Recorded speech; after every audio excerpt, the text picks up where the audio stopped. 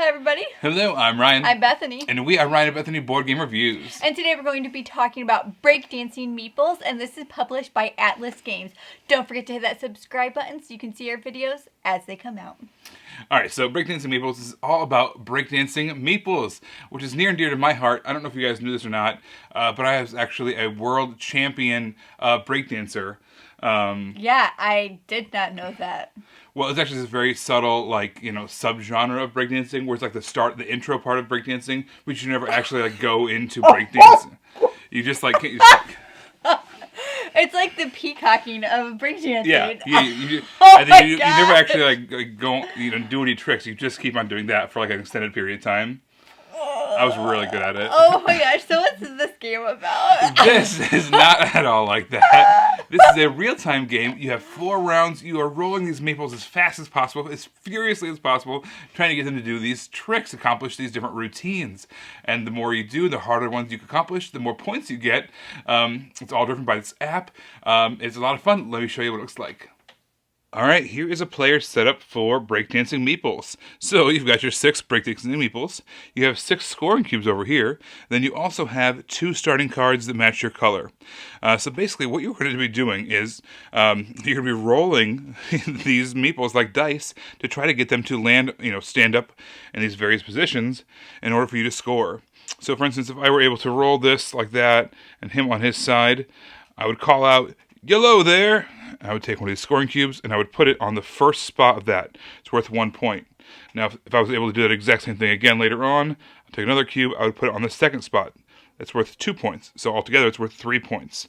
I'm going to keep on doing that until I've either run out of time or run out of scoring cubes. Your 2 starting cards do kind of have your 6 spots right there. You are going to get more cards there as well, which I'll explain in a minute. I do want to highly recommend this free app as well. You can just choose your starting players. So, we're the yellow lives. I don't know if you can see that, which is hilarious. Yellow lives. And then we're going to get green pool here, over here as well. We can start the game.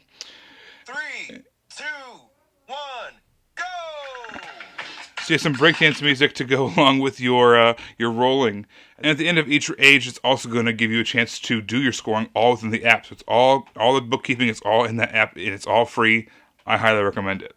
So at the end of each round, there's going to be 5 rounds. They're all 1 minute long. At the end of each round, you are going to set out as many of these purple cards, these extra cards, as there are players plus 1. So basically, we're going to get a chance to draft an additional card. It's going to go based off whoever has the lowest number of points at that time. There are slightly upgraded cards like Boogaloo, which only has 2 scoring spots, but they're worth 3 apiece. But they're a little more challenging. It costs 3 meeples instead of just the 2 to do that one. Then you have cards like Lazy Susan, which lets you turn any 2 dancers into a different kind of dancer. So basically, let's say you have 2 guys standing up, and you want to turn them into a guy on their side. You can do that with a card like Lazy Susan.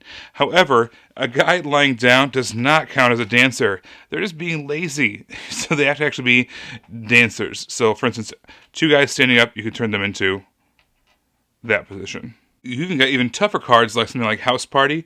There's 4 meeples required to do that one, but it only scores once, but it's worth 5 points. So that's a really good one as well. Now these cards that you actually place the meeples on, these are called routines. You can only ever have 3 routines at a time. So if you ever want to get a 4th one, you have to discard one of your previous ones. Now also, the last card I want to show you is a card like this. This is called a rally card. Rally cards, you actually slide underneath your routines. So it'd look something like this. Rally cards are really strong. In fact, they're so strong they actually cost a point. You have to pay a point in order to play that because they're that good. But this one says, if you have 3 routines with 1 cube or more on each, place a cube on here. And there's a little spot there for 4 points. So it just basically gives you free 4 points if you're able to kind of diversify your portfolio, as it were. There's a ton of different cards here of those rally cards. There's a ton of different extra routines, as well as those kind of, like I said, those Lazy Susan, modifying cards as well. There's just a ton of cards here. You're going to draft 1 at the end of each round. So you get your starting 2 cards, but then also, since you get 1 after each round, you're going to get a chance to get 3 more cards. So you're going to have a chance to have a total of 5 cards that you've looked at going into the 4th and final round. Earlier, I might have said 5 rounds. It's actually 4. But yet again, you have a max routine limit of only 3. So you have to discard down once you get to that, over that. All right, I'm going to show you a really quick 10-second version of what this game looks like, just so you guys can see what it's like and how hard it is to get these meeples to do what you want. All right, I'm going to resume this music here. Sorry if it's too loud. I'm going to turn it down a little bit. Makes it better. All right, so I only have one guy here. I'm going to apply it to that one. Reroll the rest. This one's on his side, or on his head there. I'm going to place that one. This one, I can't use that one. He's on his head. I'm looking for guys on their side, but I'm not getting what I need. So as you can see, there we go. So I can say yellow there, take my cube, then both these guys are going to go back to my rolling pool, and I keep on going. Ooh, that's a good one. Now if I had some of those other, I can say yellow there again, get more points. That's just kind of how each round's going to go. Again, you have all these different cards and modifiers. This game is lightning fast, 4 different rounds, 1 minute apiece. A lot of fun. At the end of the game, whoever has the most points wins. In the case of a tie, the crew that scored the most crowd appeal in the final round wins. If it's still a tie, it says it's so short, just play another whole game. Oh my gosh, what's happening here? Okay, so anyway. Okay, so it's a really... It's a really simple thing, but one of the things that I love about this app is the person who presses start doesn't affect them. The app counts down 3, 2, 1 before it starts its timer. And I know it's such a really little thing, but in games that have a sand timer, games that have any type of app timer like that, the person who's in charge of that is always at the slightest disadvantage. And sometimes it doesn't matter. Sometimes it never comes into play, but I just really like that really subtle thing of you press that button and then it counts down and then you get a minute. Yeah, the app was just, I can't stop talking about it. It was great. The scoring part of it just made everything just so smooth. You didn't need to have extra paper and pencil, although you could do it that way. You didn't need to have, you could have had a cell phone timer or an egg timer or whatever. But having that background music, having the scoring all integrated into that one app, it just made this package just unbelievably good. So there's this game I played when I was a kid. It was some type of like gambling game. When I was a kid, gambling game. Pretty sure that's illegal. I can't remember what it was called, but you like threw pigs, like little plastic pigs, and you wanted them to like land in different positions, and my uncles would like give me quarters so I could like bet at this at Christmas time. This all really happened. Sounds just as realistic as my breakdancing history.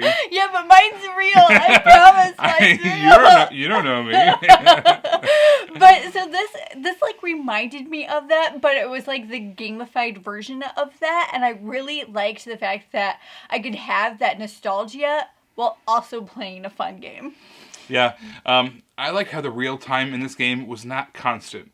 Now, real-time games don't really stress me out anyways. I enjoy that style of just constant pressure. That's exciting for me sometimes. Not in every game, obviously, but every once in a while. But in this game, it was 1 minute, time slots. 1 minute, as fast as you can, go crazy, crazy, crazy, and then take a breather, score, get your cards, and then do it again. 1 minute, and stop, score, and just have these little breathers in there, which really just kind of, took the chaos and just kind of leveled it out, so that way it was a really enjoyable experience. As someone who is kind of averse to real-time games, this isn't going to stress them out because it's not 10 minutes solid of just go go go go go, or whatever. It's just these 1 minute little bursts. And this game is super travel friendly, and you can not just travel friendly because like the small box, but when you actually take it out to play, it doesn't take up that much space. It looks like a crazy dice roller. Yeah, well, I mean, I think we all know some of those people. We all have those people in our lives, but it's too bad for them because they only get a minute and they have to bend down to pick up their little meeple. So joke's on them. But I just thought that the amount of space that it takes to play and the small package that it comes in is really nice to have it this little travel friendly game. I think the thing for me, just like how Bethany had her nostalgia in this game, the nostalgia that I experienced in this game brought me back to winning all those introductory 2 breakdancing championships that I had, where